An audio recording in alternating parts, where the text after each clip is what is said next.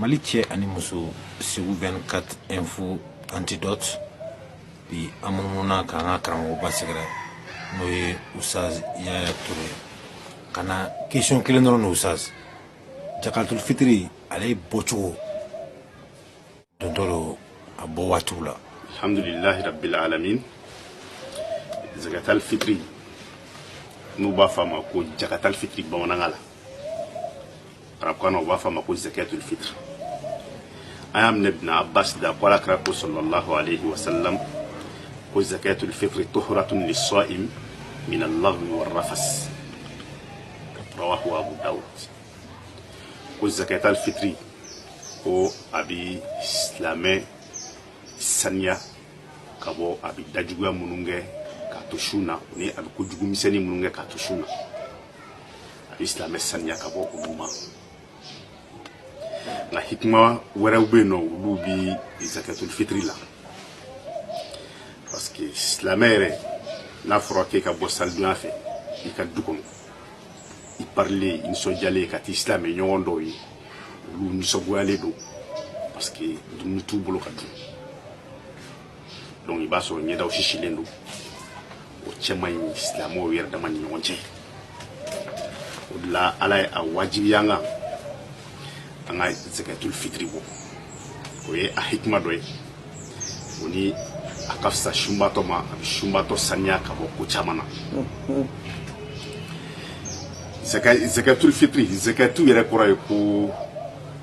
numuwo jidili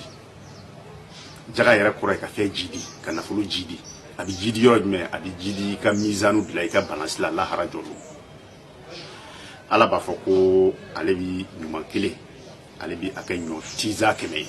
ɲɔ tiza kelen bɛɛ ale bɛ ɲɔkisɛ 100 bɔ a la wa ale ti da o ma bɛɛ ye dɛ ni mɔgɔ min ka d'a ye a bɛ se k'o jidi donc jaga tɔgɔ taara o jidi de fɛ donc jaga ti fɛn fililen jaga ye fɛn dɔ de ye fɛn min bɛ falen n'a bɛ mɔn ka kɔrɔbaya ka caya.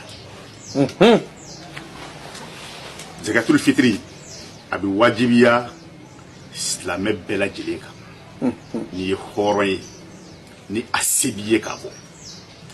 et puis a bɛ bɔ a bɔkuma de la bɔkuma de b'a la a tɛ bɔ waati bɛɛ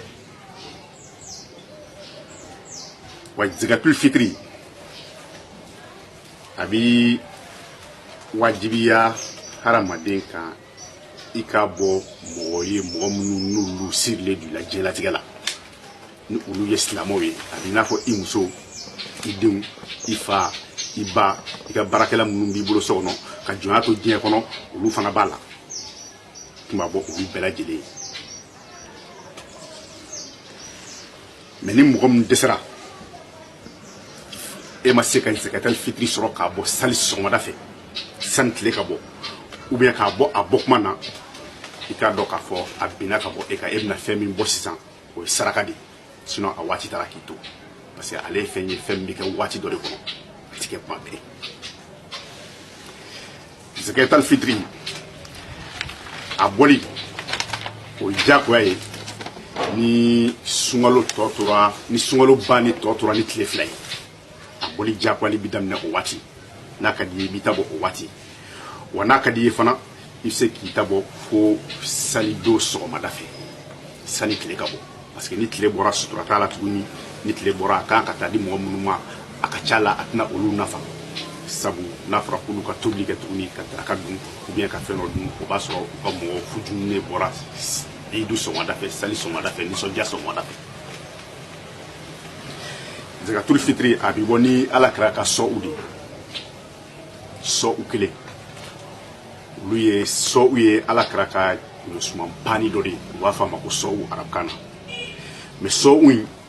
a bɛ bɛn hakɛ jumɛn ma anw bolo yan a bɛ bɛn kilo 2 ani garamu 100 ani garamu 76 ma kilo 2 garamu 100 garamu 76 sɔ'u in bɛ bɛn o de ma mais komi anw ka dumuni kɛtaw la fini b'a la alikama b'a la ɲɔ b'a la malo b'a la a bɛ se ka kɛ a dɔw ka girin ni ɲɔgɔn ye dɔɔni parce que Zakatul Fitri a bɔ ni volume de kilo tɛ mais u nana jateminɛ kɛ k'a fɔ ko kilo 2 ani tila i mana bɔ dumuni fɛn ninnu mana bɔ ni dumuni fɛn ninnu fɛn o fɛn kilo 2 ani tila b'a bɔ donc a ka di an ye an k'a fɔ mɔgɔw ye ko kilo 2 ani tila donc a y'a jija n'a b'a bɔ a ka kilo 2 ani tila sɔrɔ parce que mesure ka gɛlɛn n'a fɔra k'i ka balo bɛɛ ta k'a mesurer kilo la a bɛ gɛlɛya quoi mais kilo 2 ni tila b'a bɛɛ bɔ ni mɔgɔ min y'a bɔ kilo 2 ni tila i ka fɛn a ɲɛna ni dɔ ma fara a kan foyi tɛ bɔ a la donc o kilo 2 ni tila in o de bɛ bɔ mɔgɔ kelen kelen bɛɛ lajɛlen ye i kan k'a bɔ mɔgɔ minnu ye mais ni mɔgɔ min ni so u dafalen t'i bolo ka bɔ kilo 2 ni tila in dafalen t'i bolo ka bɔ fitinin min b'i bolo k'i k'o di o taara mun fɛ Abubakar ni Siddiq radiyallahu anhu ale ko ala kira y'a fɔ ale ko ni ale n'u yamaruyara k'u ka diɲɛ fɛn o fɛn kɛ k'u ka a kɛ kɛcogo la u bɛ se ka kɛ kɛcogo min na u se ko damajira la silamɛya kɔnɔ ala ka diinɛ na ko n'u bilala ka diɲɛ fɛn o fɛn kɛ k'u k'a kɛ ka dan u se ko damajira la donc o hadisa in kama mɔgɔw y'a jira k'a fɔ ni se ko damajira de ye kilo 1 ye kilo 2 yɛrɛ t'e bolo kuma tɛ ka tilancɛ fara a kan mun b'i bolo k'i k'o bɔ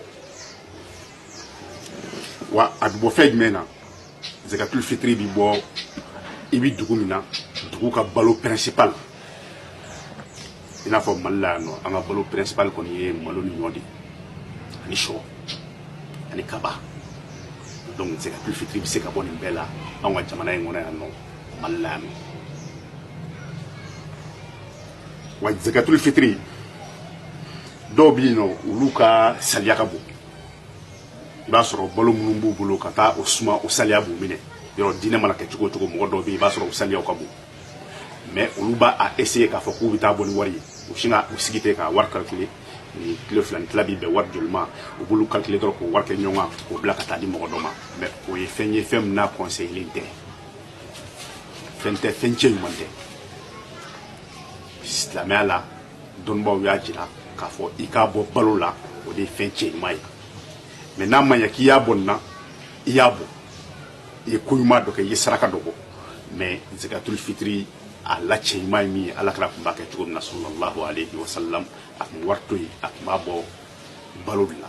an k'an jija an k'a bɔ balo la o de ye ala kira ka sunna ye an ka tugu ala kira ka sunna kɔ o de ɲɔgɔnna tɛ wa zakatul fitri bɛ di jɔnni ma a bɛ di fantanw de ma quartier kɔnɔ i sigida la i ka k'i i bɛ jateminɛ kɛ mɔgɔ minnu bɛ yen nɔ ni fantanw don ni siga kɛma la k'a fɔ k'a se bɛ se ka kun i b'i den sufɛ i bɛ duga i b'a d'u ma a bɛ di misikinanw ma a bɛ di mɔgɔw ma mɔgɔ minnu dugutalaw e yɛrɛ b'a dɔn nin kɔni tɛmɛtɔla de don a ka dugu fɛ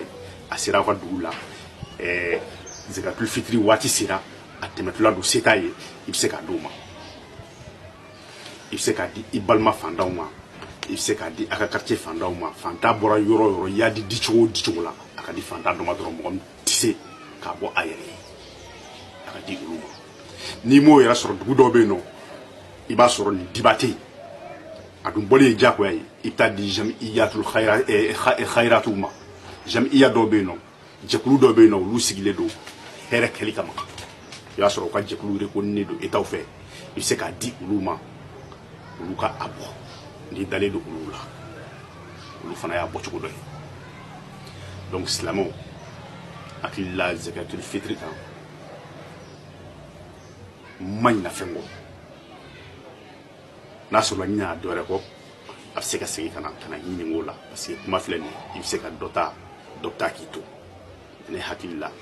mɔgɔ caman b'i ka faamuta sɔrɔ nin yɔrɔnin kɔnɔ dɔɔnin donc an ka sun ala k'an ka sun jidi amen ala ka an ka sun bɛɛ lajɛlen minɛ amen an bɛna zakatul fitri min bɔ ala k'o kɛ fɛn minɛtaw ye ala k'o kɛ fɛn jiditaw ye amen o kumana an bɛ silamɛ bɛɛ lajɛlen fo assalamu alaikum wa rahmatullahi